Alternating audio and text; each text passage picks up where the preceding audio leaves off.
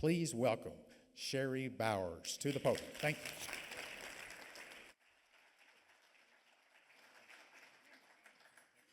There we go. So when I came in this morning and I saw Jeremy, he asked me if I was going to be able to provide an outlook with any kind of certainty, and I said no. I'm not. So maybe I should have taken the outlook part out of the title of this slide. There is a lot of uncertainty, but I will focus on the view part of the title. So I'm going to do a little bit just a little level set, talk a little bit just about the Fed. We'll get into economic conditions and then monetary policy. I don't think we're going to have time for questions, but I'll stick around afterwards if there's a break. I'm happy to attempt to answer any questions that you might have.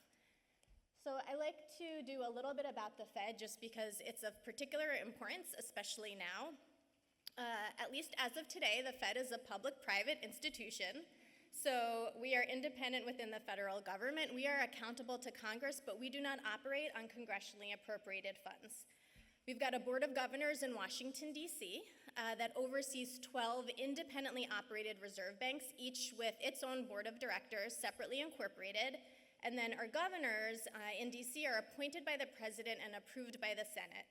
They can serve staggered 14-year terms that span presidential administrations. They typically only stay on average about 5 years, but technically they can stay 14 years. And then those 7 governors, plus 4 rotating reserve bank presidents, and the president of the New York Fed make up the Federal Open Markets Committee, or the FOMC, that meets 8 times a year. There's actually 19 members of the FOMC, and there's 12 voting members on the FOMC. And then this is just a map of the Federal Reserve and how we're divided. These are the districts. We were divided this way back in 1913 when the Fed was created based on prevailing trade routes at the time and other economic considerations. It has not changed since then. I don't anticipate that it will change. You can see it doesn't really follow state lines. Atlanta is the 6th district, and this division is just really about how we do our outreach, our community and economic development, and the financial institutions that we supervise. And then I don't know if there's a way to change the slide deck. The titles on the slides aren't up there. All right, if not a big deal, you can leave it. So we're gonna focus on our monetary policy mandate today. So that's our dual mandate around stable prices and max employment. But I always like to share just a little bit about the other responsibilities that the Fed has, because we do have a number of other important responsibilities, but our monetary responsibilities really get all of the focus these days. And then just a little bit about where I work. So as you heard, I'm the regional executive for the Atlanta Fed based in Miami. I cover South Florida. The Atlanta Fed is a 6th district, and Raphael Bostic is our president. And we actually have branch offices in Miami, Jacksonville, Birmingham, Nashville, New Orleans, and then our head office is in Atlanta. I think we might have the most branches of any of the reserve banks. Miami is obviously the best branch. We are among the largest of all of the Federal Reserve branches, and part of that is because one of the responsibilities that the Fed has is to provide financial services to our banking institutions, and that includes distribution of cash and coin. And Miami is actually the 3rd largest distributor of cash for the Fed after New York and San Francisco. So if any of you work or live in Doral, you have probably passed by. We have a really large building in Doral. I have nothing to do with any of the cash. I'm the regional executive, as I said, based in Miami. There are regional executives at each of those other branches, and essentially after the 2008 financial crisis, our president at the time identified that there was really a need to supplement the economic data that they were getting with more real-time holistic information. And so they created a team whose sole responsibility is to have boots on the ground in the communities that we serve, talking to business leaders. There are some folks in this audience that I speak to once a year, to really get a sense of how they're experiencing the economy. So you can imagine economic data is often very backward-looking. The data our economists are getting are sometimes 3 months old. Monetary policy is meant to be forward-looking, and so there's often a gap. So by speaking to businesses, we can very frequently identify trends before our economists even see them in the data. And our president, Raphael Bostic, has gotten a lot of attention for this, because you can imagine in times of great uncertainty, hearing from business how they're responding to things like cost increases, super important and super helpful to inform monetary policy. So we do this through one-on-one meetings with business leaders. We do this through our board of directors and our advisory councils. And again, it's super insightful and really helpful, especially in times like these. Okay, so a little bit about economic conditions. So this is probably a good time for my disclaimer. The views expressed today are my own. They are not those of anyone else at the Atlanta Fed or the Federal Reserve System. The only one that can speak on behalf of the Fed is the chair, Jerome Powell.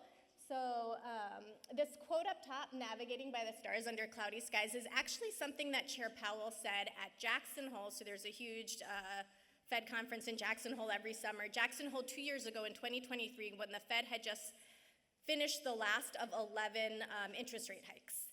And there was a lot of talk about how we were going to enter a really deep recession, how the economy was going to end up in a recession. My boss, Raphael Bostic, is using the analogy these days about driving a car in the fog, but you can sort of get the concept. There's a lot of uncertainty.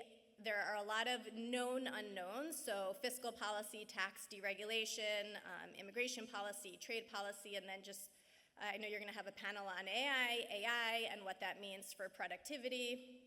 And then who knows how many unknowns are out there. So because we have too many assumptions to have a really good economic outlook, I thought since we can't forecast what's going to happen, I would ask you for your intel to help inform monetary policy. So I just wanted to kick it off with a little exercise.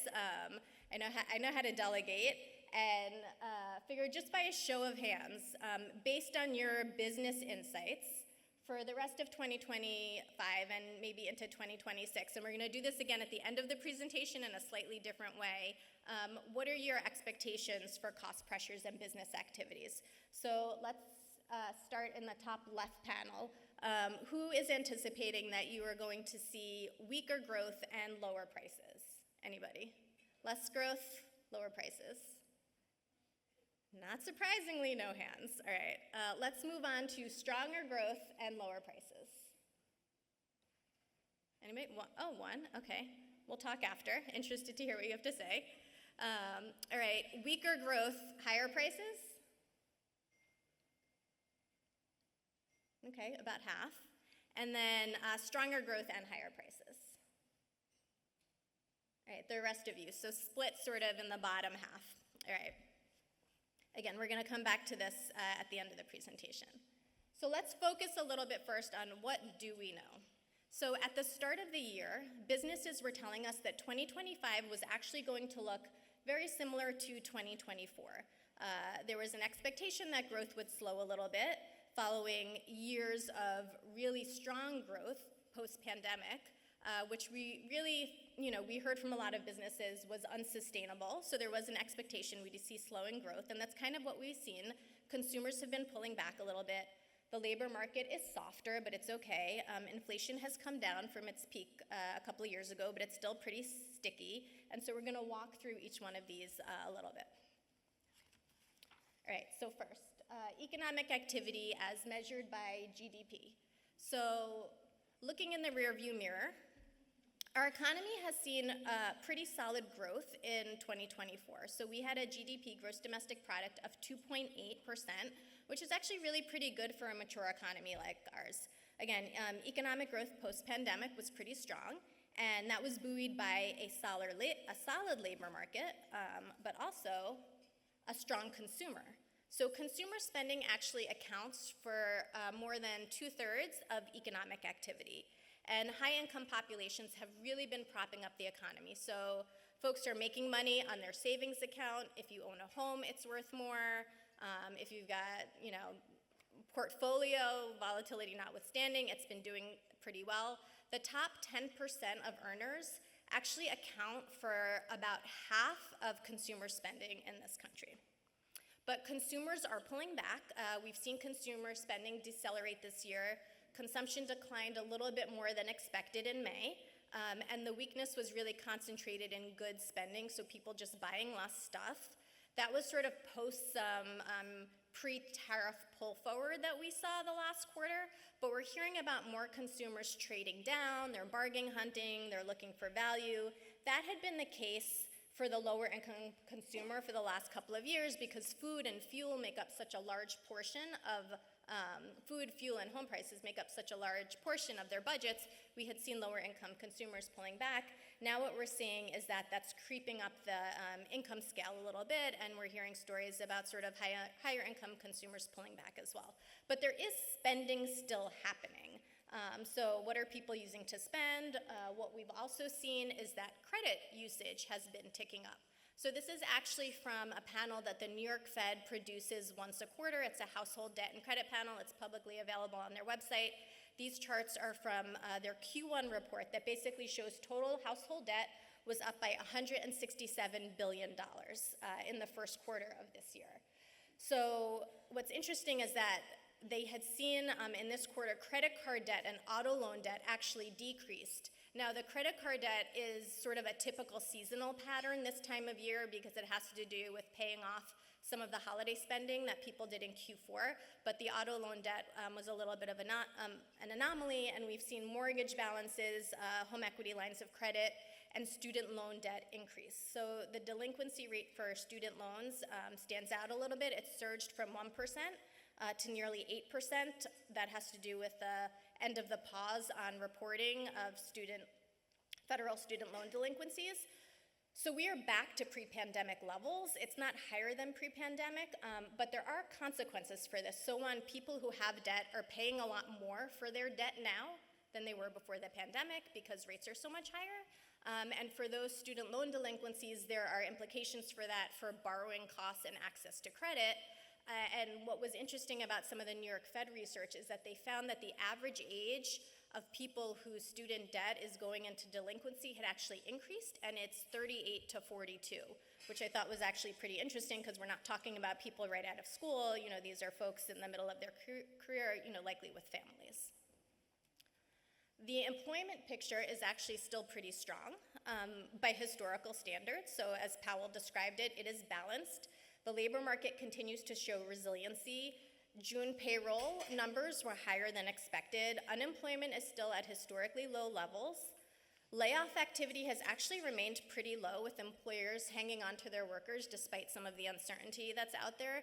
And wage growth also remains pretty decent. We're back to sort of pre-pandemic wage growth levels of about 2 to 4%.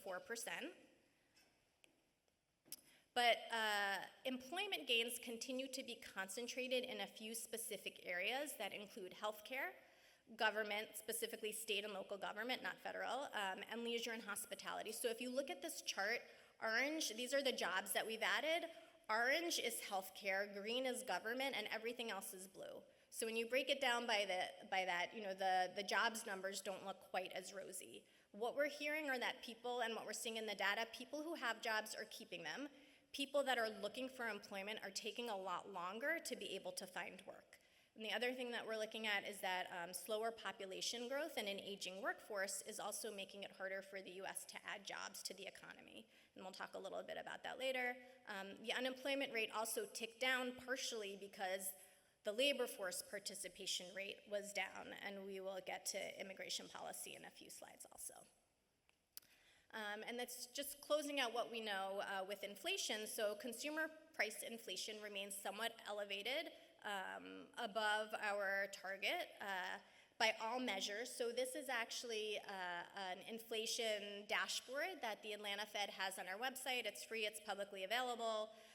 We have a lot of indicators because inflation is hard to observe, and so our economists try to strip out all the noise to see what is a general tendency for the rate of price increases.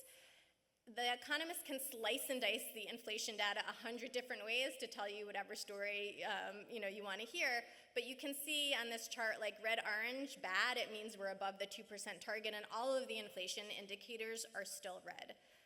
The other thing is that we haven't fully seen the effects of tariffs in the inflation data as of yet, and so market participants and our economists are expecting to see more significant effects of tariff pass-through in the next few inflation readings, potentially in the next reading and a few after that.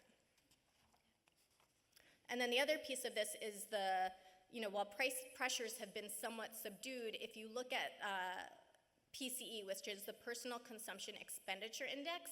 So that's the index that the Fed uses to benchmark our 2% target to. The other one is CPI, so that's the one that gets a lot of press, but PCE is what the Fed actually uses. If you look at the 6-month growth rate, so we've got headline and core.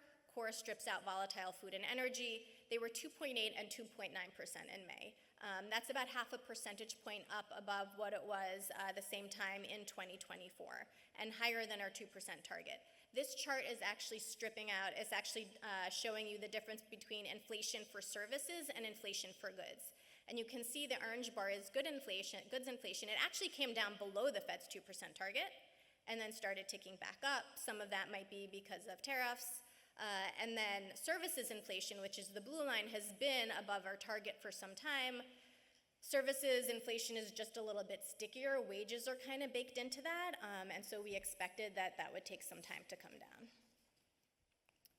All right, so that's what we know. So let's talk about what we know we don't know, and we'll explore a few topics there. So just back to GDP and economic growth. The extent to which the economy is going to continue to grow is really clouded by a lot of uncertainty surrounding changes in policy and the impact that's going to have on data and economic growth, and hence the dispersion in forecasts. So this chart is showing you projections for Q2 gross domestic product. One on there, my favorite, is GDP Now. So that's an Atlanta Fed nowcasting tool. Again, it's publicly available on our website. It's usually been pretty accurate. It's a nowcasting tool, not a forecasting tool. So what it does is it pulls data as it becomes available, and it gets updated every 2 weeks. The reason why there's so many forecasts for GDP is because the GDP numbers don't come out until well after the quarter is over, and then they get revised like 4 times. So we like to forecast them. But again, there's so many assumptions, which is why there's such a dispersion in the forecast. So we don't know which countries are going to be tariffed, by how much, which products, what reciprocity is going to look like, how that's going to get passed through onto the consumer, and how the consumer is going to respond. And then we've got things like tax cuts and deregulation, which could have the opposite effect of tariffs, and so we have to kind of think about the net effect. And how is all of that going to impact spending and investment, and ultimately economic growth? The other thing that I think is just interesting to think about is the consumer is in a very different position today than they were back when we first started to see inflation tick up after the pandemic, right? We had a really strong labor market. You had people like leaving jobs. They could get much higher raises by leaving, much higher salaries by leaving jobs. We had a lot of stimulus out there, so the personal savings rate at its peak during the pandemic went up to like about 30%. A lot of people used those excess savings to pay down their high interest debt, and people were at home a long time, for a while, not spending money. And so we saw personal savings peak. That's back down into single digits. So now, not surprisingly, surveys of households point to heightened uncertainty about the economic outlook.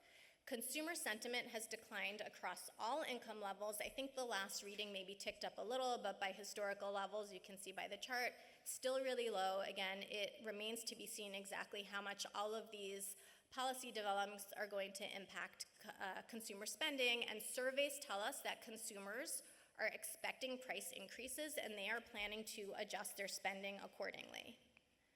We also do a number of business surveys. So the Atlanta Fed actually has a survey center, and we do a CFO survey, a survey of business uncertainty, and a business inflation expectation survey. The results of those are all publicly available on our website. All of the surveys are showing outlooks in deterioration for Q2 because of impacts and uncertainty around trade policy. So revenue growth and overall output growth expectations have weakened materially. Tariffs and trade policy uncertainty are causing firms to delay or pull back CapEx, investment plans, this is probably not news to all of you, and hiring. About 40% of the CFOs that we surveyed noted that they have or plan to pass through tariff-related increases to the consumer. And our economists have found some evidence of something called strategic complementarity, which means that non-tariff exposed firms in tariff exposed industries are anticipating raising their prices, although probably a lesser extent than those that are directly exposed, and we have seen some evidence of this in the data already. And then it's not just our surveys that are showing this, so there's something that we look at called the ISM Index, or the Institute of Supply Management. And so they issued something last week or the week before, and basically their manufacturers describe the business environment as hellacious and too volatile for long-term procurement decisions. And then lastly, I just want to talk about immigration policy a little bit. So immigration actually explains a lot of the growth that we saw in the labor force over the last few years. But the addition of new immigrants into the labor force has now been significantly curtailed. We actually saw this happening even before January. So I have some data on here from the Congressional Budget Office, but then Brookings actually released some research earlier this week that concluded that net immigration to the US this year will likely fall to 0 or be negative. So more people leaving the country than coming into the country. So as a result, they think that the economy might only need to add as little as 10,000 to 40,000 jobs a month in the second half of this year to keep the unemployment rate steady. So that might not sound so bad, right? If there's fewer workers, we need to add fewer jobs to prevent an increase in unemployment. The downside is that an economy that can't add jobs like it used to can't actually grow as fast as it used to. So, we can grow by adding jobs. The other way we can grow is by increasing productivity. So maybe technology and AI is going to make up for some of that, but that's yet to be seen. And so the other piece of this is that the outlook for the economy and the federal budget also depends on the size and the composition of our labor force. So people who are employed pay taxes. Our working age population is about age 25 to 54. And then people who are 65 or older tend to need more services, and one is growing and one is shrinking. The chart on the right is from the Congressional Budget Office, and that shows by 2033, our death rate is actually going to exceed our birth rate, and the only way that we can grow our population is through immigration. I feel like this was a very depressing presentation. We're gonna hopefully bring it around towards the end, so. Yes, at least we have a room of data geeks. I think I have one more chart for you. So this is Chair Powell again. This statement is something that he said not at the last FOMC press conference, but the one before that. At the last conference, he said, we haven't been through a situation like this, and I think we have to be humble about our ability to forecast it. So back to Jeremy's question, when I got here, are you able to give us an outlook with any amount of certainty? No, even Powell won't tell you that we can. So while inflation appears to be heading toward our 2% target again, uncertainty over tariffs' impact on inflation has us waiting. There's several schools of thought among the FOMC members about how inflation is going to develop as a result of the tariffs. So some of the members think that it's going to be pervasive, right? That we'll see sort of, little increases over the course of a longer amount of time. There's some members that think we're just going to see like a one-time uptick in inflation, and we can kind of look through it. And then there's some members that have come out and said, I don't think that tariffs are going to have any impact on inflation. It's going to be so spread out across the supply chain. So we have heard from some businesses that, the country of origin, the manufacturer is going to eat some of it, the supplier will absorb some of it, the business will absorb some of it, and by the time it gets to the consumer, it's going to be really nominal. So my boss, Raphael Bostic, supports more of a wait-and-see approach to get more clarity. He doesn't want to move in a policy direction and then find out that we have to quickly reverse course.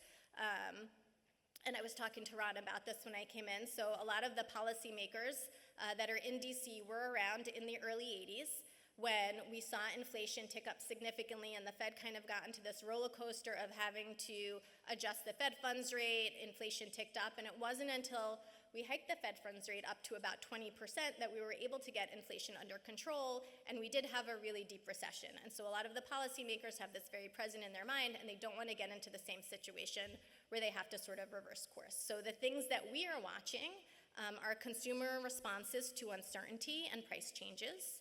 Will inflation expectations remain anchored? Because businesses and consumers make decisions based on where they think prices are going to be in the future. We're looking for signs of an economic slowdown, and then we're looking for signs of risks to the employment side of our mandate. And so this is the last chart. This is something called the Summary of Economic Projections, or some of you might know it as the dot plot. So the FOMC publishes this at the end of every quarter. It's publicly available on the Board of Governors website.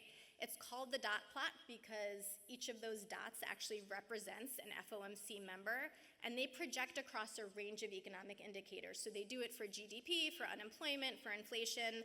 This is for the Fed funds rate. This is the one that gets a lot of attention.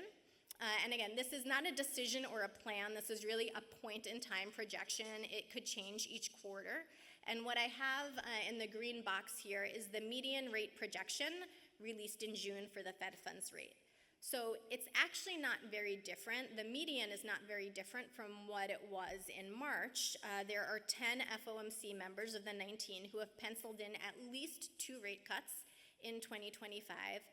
But what's interesting is that the number of FOMC participants who don't think the Fed will cut rates at all this year actually increased from 4 in March to 7 in June. And so the divide suggests more members won't consider cuts without clear economic weakness. Now, if both sides of our mandates move further away from our goal, then the FOMC really has to decide which requires the most of our attention. So if we see inflation start to tick up significantly and we see significant deterioration in the job market, we're in a bit of a pickle. So I'm gonna close it out by kind of kicking it to all of you again. I'm gonna ask the same question in a little bit of a different way. And now for this one, maybe think about the economy as a whole, not just necessarily your business. So let's assume policy stays where it is. What do you think the outlook for the economy is? So let's start with show of hands again. Best case scenario, which is that sort of mythical soft landing. Everything's hunky-dory, and we've got full employment. The labor market is still pretty strong, and inflation comes down closer to our 2% target. Anyone in a soft landing? Thank you. Okay, good. A few of you like to have optimists in the audience. Let's move to scenario 2. So inflation ticks up well above target. So we see prices increase significantly. We're well above 2%, but the labor market kind of maintains the strength that we've seen. All right, we've got a couple. Scenario 3. So we've got a recession. Inflation kind of comes down towards the target. It's a little bit better, but we see significant weakness in the labor market. Unemployment ticks up. People can't find jobs. Mass layoffs. Anyone in a recession? Right? We've got a couple.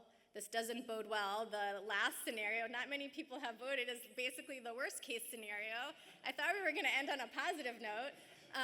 The worst case scenario is the dreaded stagflation. So this is both of our targets are away from where we want them, and so we see inflation tick up considerably, and we have a recession and significant weakness in the job market. All right, well, so... That's the uncertainty speaking. Yeah, I mean, uncertainty is this is what we've been hearing from businesses across the board. So on that happy note, thank you for your time.